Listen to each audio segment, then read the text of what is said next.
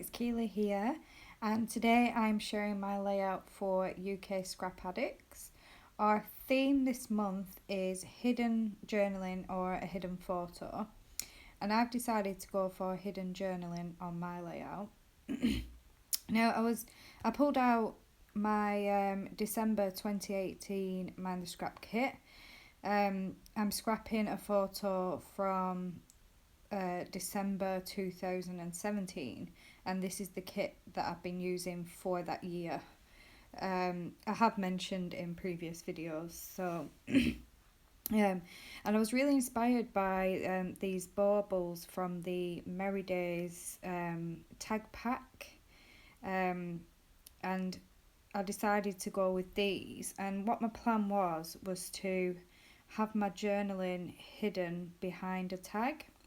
Now I've made a tag myself to match the same shape as the others, because I really wanted to use this wood grain paper, and I'm just prepping my tags now. I've stuck my journaling on the back of one, my photo on another, and then I've backed the snowflake on this one here.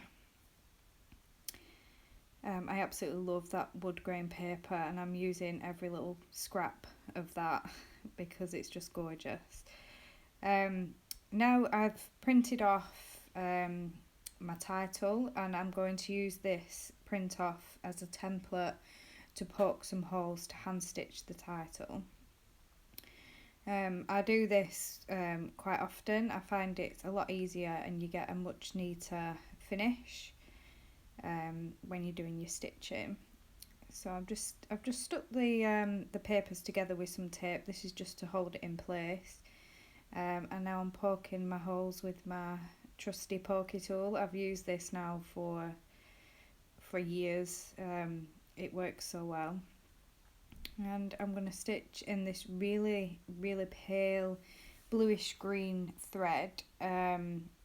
I kind of tried to colour match with the blue tag, and this is the closest I could get. So that's my title all finished. That did take me a while to do. The stitches are quite small and intricate, so it did take a little while, but I'm really pleased with how it turned out.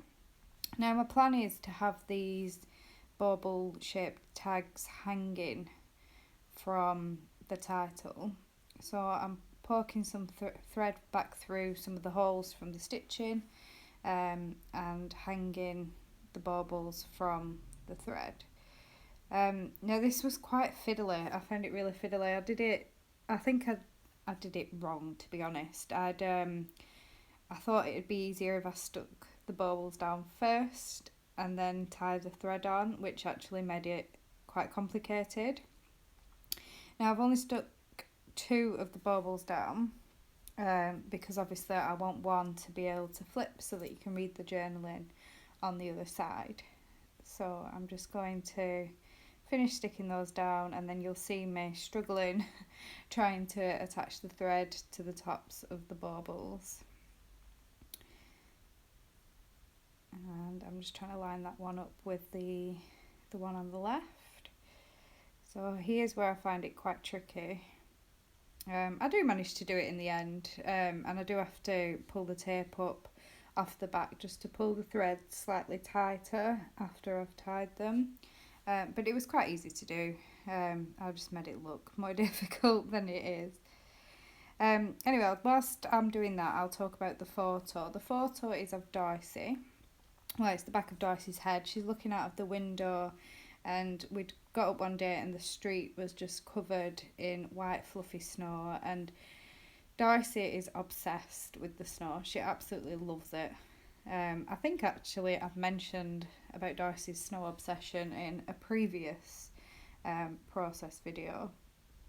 But yeah, it's a really cute photo, and by cutting it down into the circle, I didn't really lose anything. Most of the photo was of the street outside, so the way I positioned my punch when punching out the circle, it just got the back of Darcy's head and a little glimpse of the snow out the window.